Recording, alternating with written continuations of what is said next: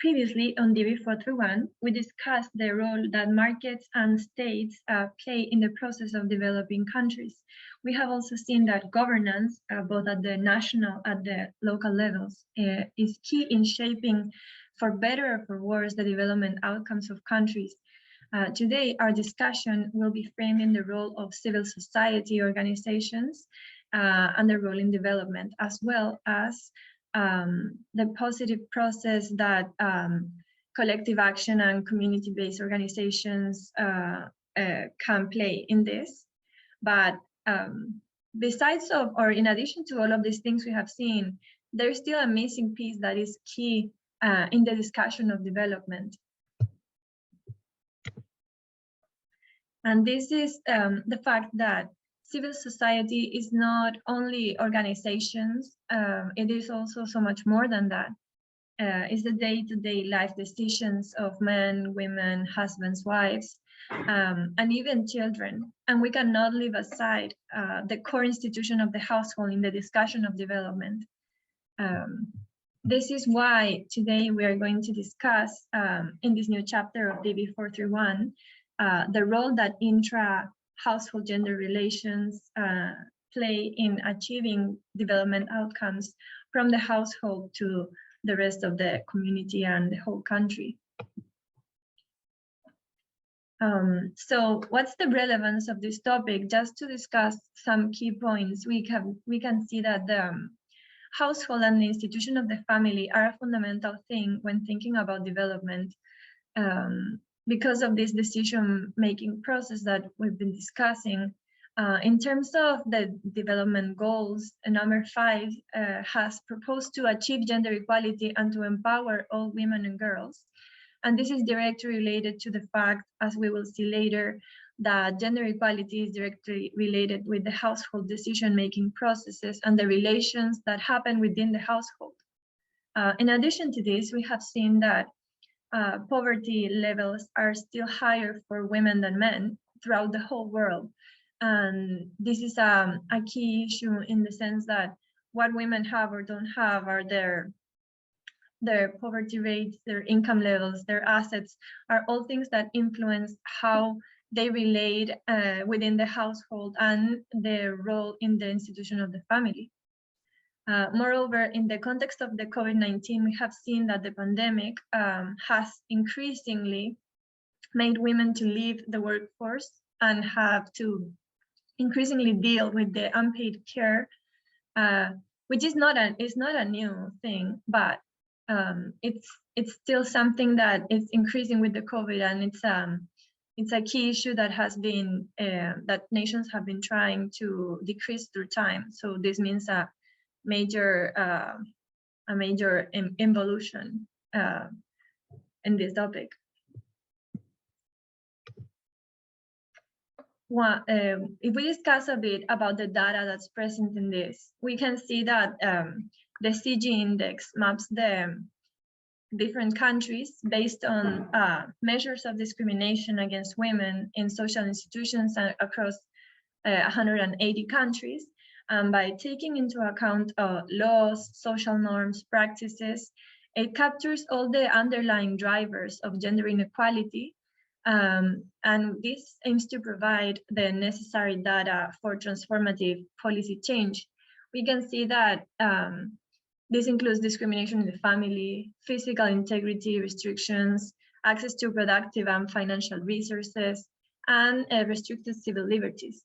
We can see, for instance, that there are countries in the developing world and in the global south that have higher CG indexes than countries in the West and the most developed world. And this is an increasing matter of concern. In addition to this, the International Monetary Fund has made an analysis of how much more time do women spend than men in unpaid care work. And for instance, in Egypt, this is accounted for more than 4.8 hours. In Peru, this is 3.5 more hours. And this is a relevant matter in the sense that it's not only time, but the fact that the time that women spend in in crucial activities for the household and crucial activities to maintain basically everything, lead to it's considered a non-productive activity that leads to no economic retribution. In terms of gender and poverty, as we mentioned earlier, poverty has a women's space in most countries. We can see in this graph of UN Women that most countries in the purple zone are countries where women are more likely than men to live in poor households. And there's only a few amount of countries where women are less likely to live in poor households than men. And there's always that gray zone where women are not more likely than men, and there's more equality in that sense. And we can also notice that most of the countries where women are more likely to be poor are countries located in Central Africa.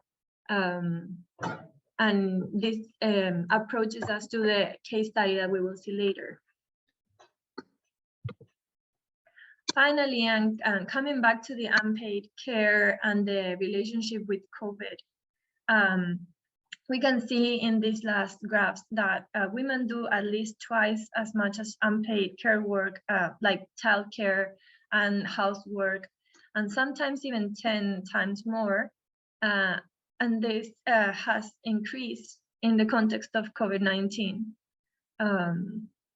It is estimated today that the value of this work is $10.8 trillion, which is more than 3 times the size of the global tech industry. So this unpaid care accounts for could account for a very high economic value if it was accounted for, but it is not. And this is the non-accounted time of women. So to discuss and deepen into this complex matter, we will discuss today with the expert Christopher Liberty, who will give us a profound insight on the knowledge that has been built around the issue, and to talk about some details on a case study on Central Africa. So good morning, Chris. Thank you for being here today. Yeah, thank you for having me. Tell us, how would you answer this tough question? How do inter-household relations influence development outcomes? Well, to begin with, there are some key concepts that previous authors have elaborated on. Firstly, I'll talk about the unitary versus the collective models of households. That is Alderman et al., 1995. The unitary model implies that there is a benevolent benefactor who is able to provide and has the interests of the household members at heart. And this means that he or she ensures that the interests of all the members are taken care of. In this context, we see that there's preference of one household member who makes the decisions, and his decisions affect the whole household's income and wealth. But there's evidence against this unitary model. Many studies from several disciplines have shown that sometimes income is not pulled together. And in this case, men spend more of their income and they control the consumption than most women do. By contrast, women are more likely than men to purchase goods for children and for general household consumption. This shows in contrast to what the unitary model said, and there are different ways in which household control income translate into different patterns of expenditure. For the collective model, it rests on the altruistic tendency of household members, taking into account all the needs of all the other household members and making decisions as thus. The collective household model documents that household outcomes are affected by distribution of power within the household. That is 14 and LaCroix. et al. And this model emphasizes efficacy of programs depending on the members of the households targeted. The final concept that I would like to discuss here is Pareto efficiency, which is an economic state where resources cannot be reallocated to make one individual better off without making at least one individual worse off. Now, this implies that resources are allocated in the most economically efficient manner, but this does not imply fairness, and in most cases, women are the ones who have to trade off their interests on for the benefit of the other household members. Mm-hmm. That is so interesting, Chris. May I jump here and add that connected to this collective model of the household, Amartya Sen has identified that household members face two major problems that have to deal with simultaneously. One is the cooperation and one is the conflict, in terms of having to divide all the availabilities among the members of the household and how this is solved. And there are social arrangements that show that what gets consumed, who consumes it, who does what, are responses to these two problems of cooperation and conflict. And in this sense, we discussed the topic of the concept of bargaining problem, which is mostly faced by the most disadvantaged members of the household, which tend to be increasingly women.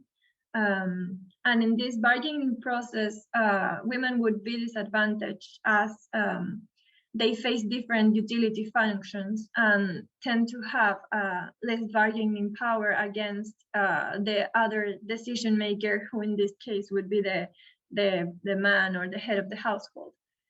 And this has been increasingly proved, and that exists in not only in developing contexts, but in developed countries as well, and goes against this unitary model of the household. Yeah, that is true. For example, feminist scholars, prominent among them being Naila Kabir, made a research, and she presents strong evidence that shows that gender equality is able to promote economic growth.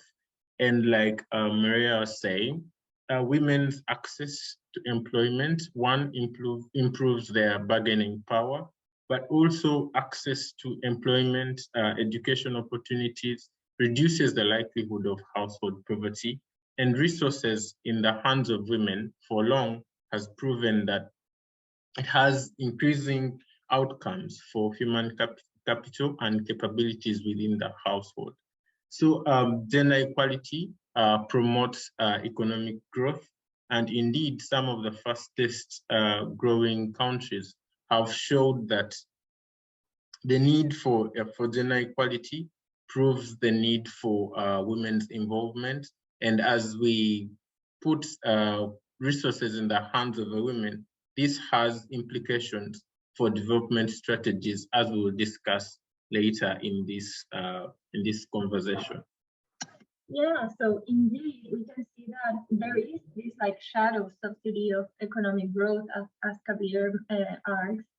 And this shadow subsidy is on the work that women have to do in the household, so that the productive activities can be developed, if it's not by them, by the other members of the household. In this sense, what are the implications of all these concepts in real cases? Can you tell us some examples?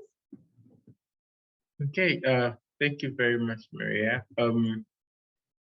Today, I'm going to discuss the case study of Ghana, because I believe that it puts most of these concepts that we're discussing into context, because their story is one of partial success. They have seen tremendous economic growth in the past 20 years. But even though there's been partial success, the poverty rate reduction has not been spread evenly, particularly between men and women. As we see by the figures, the poverty rate's at 23.4%, but the CG index is at 35%, which means that women are still disadvantaged categorically in the economic and social sectors. And even though the average household is at 3.6 in Ghana, it shows that there's still a gender gap in employment, which is about 33%, implying that women are less likely than men to have equal employment opportunities.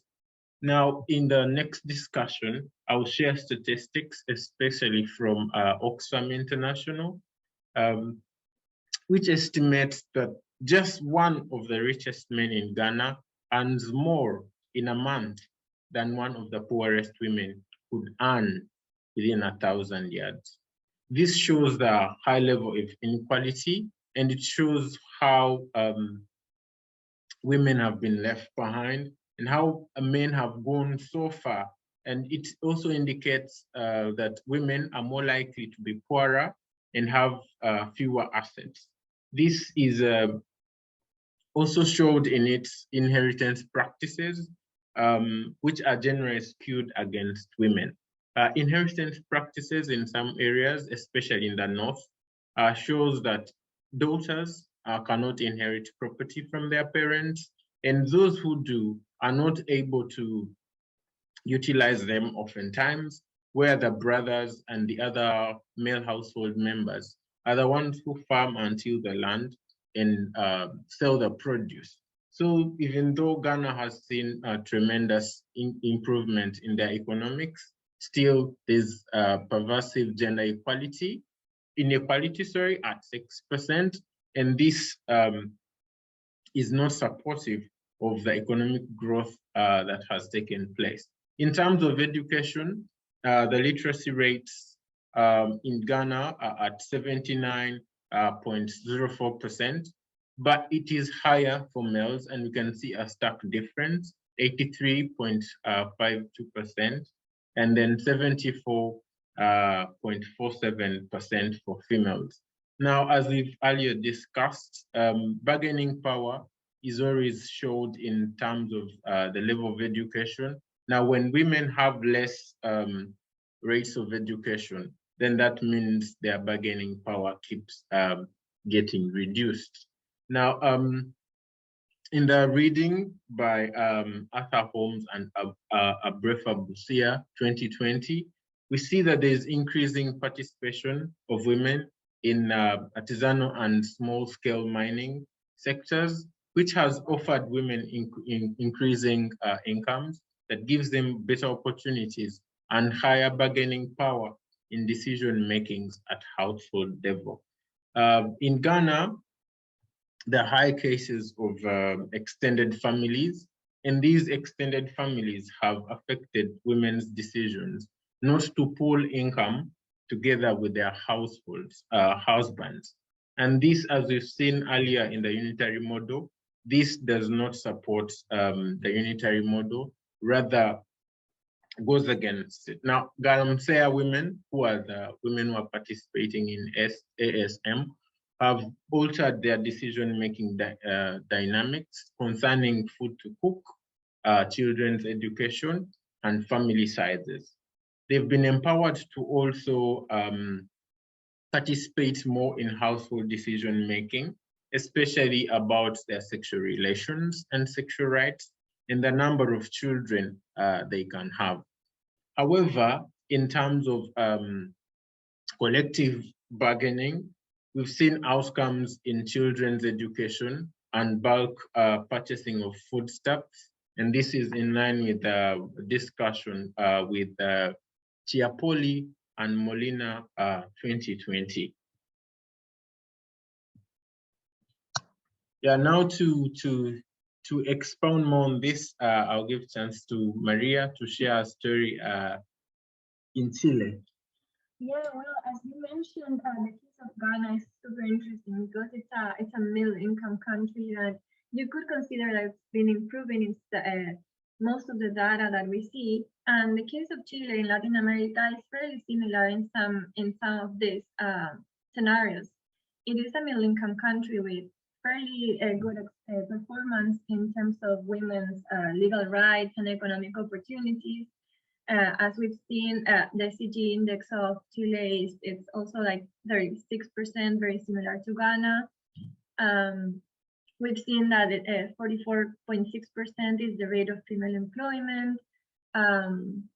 And interestingly, 68.8% of the unpaid care work among the population is performed by women. And this, according to a recent study, accounts for 21.8% of the expanded GDP in the, if you include an economic value to all of this unpaid care time.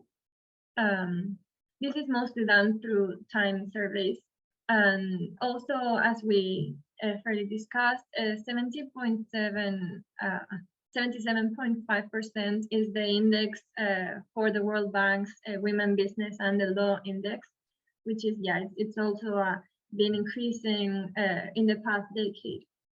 But what's interesting about the case study of Chile compared to Ghana, it's the fact that it's one of the countries with the highest rates of children born out of wedlock in the world.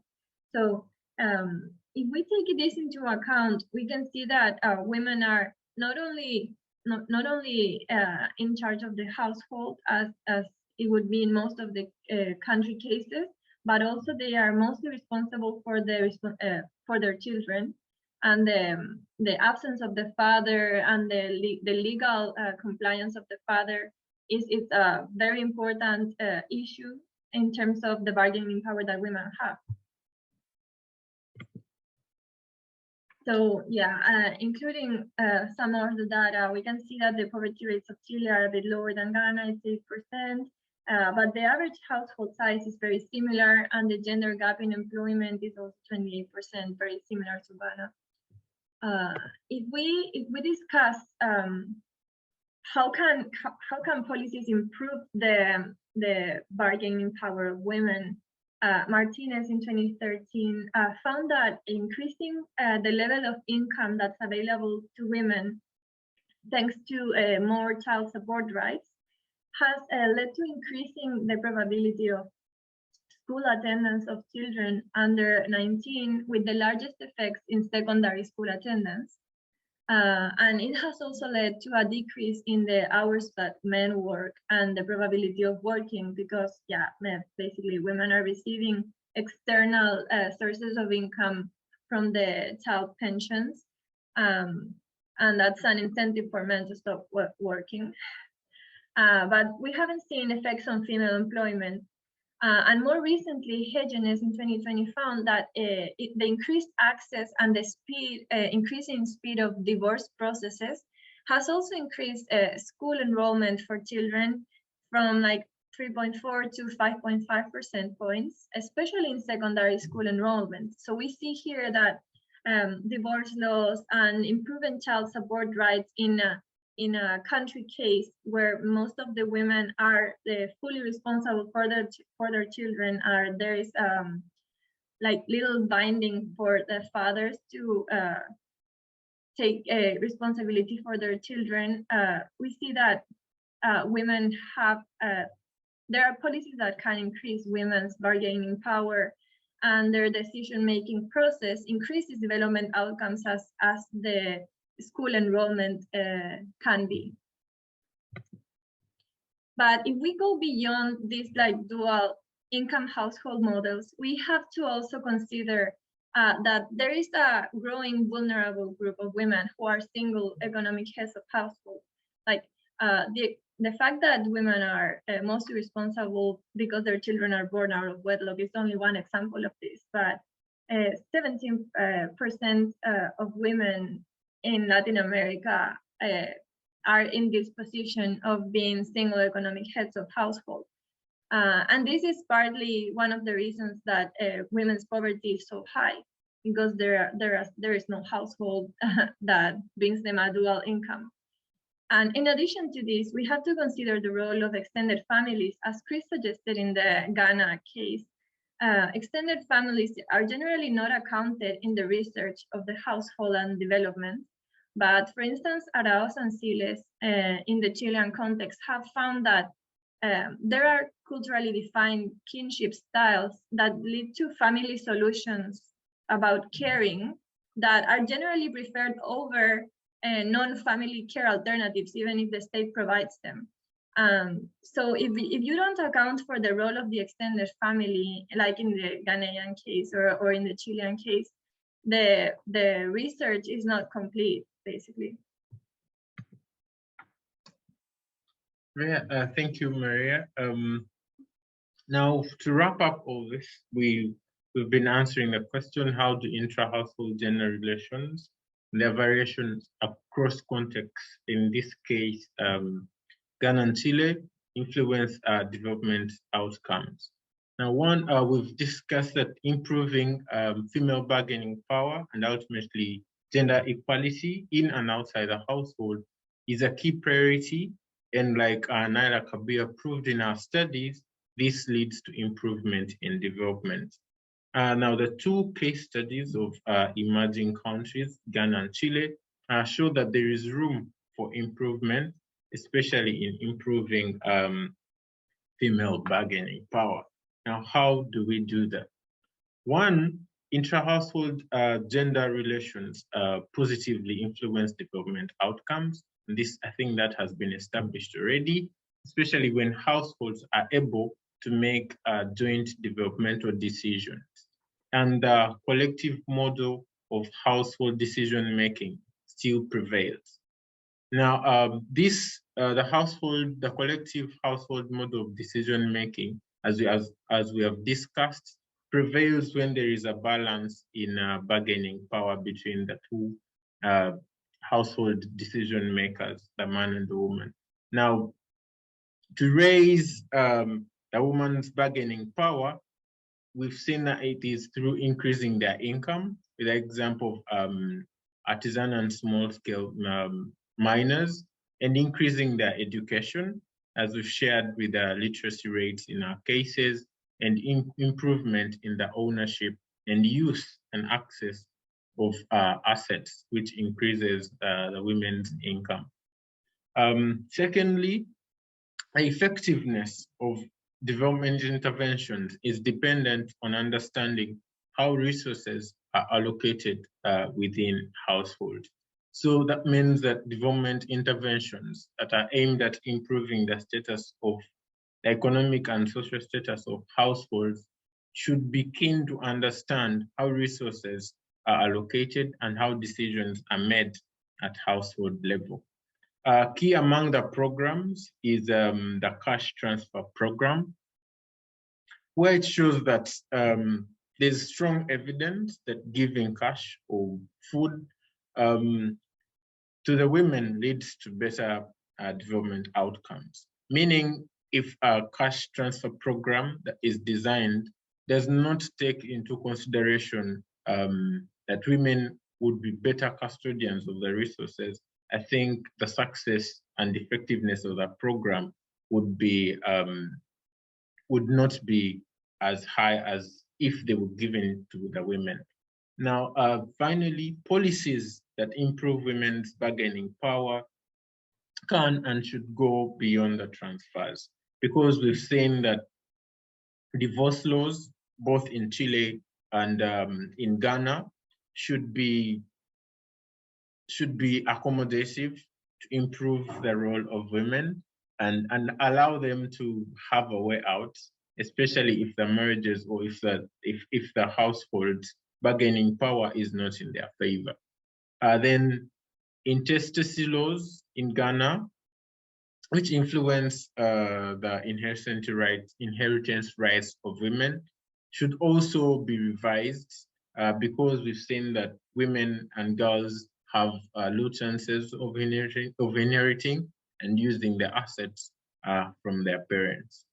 Finally, we should promote care policies that incorporate the role of the extended family, as Maria has discussed in the case of Chile. Thank you.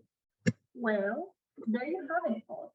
Our gender expert, Christopher Liberty, has explained to us the macroeconomics of the household, and their understanding is key to development and it's a key part of civil society organizations. So thank you so much, Christopher, and thank you, ladies and gentlemen, for watching. Yeah, thank you so See you on much. the next episode of DD431.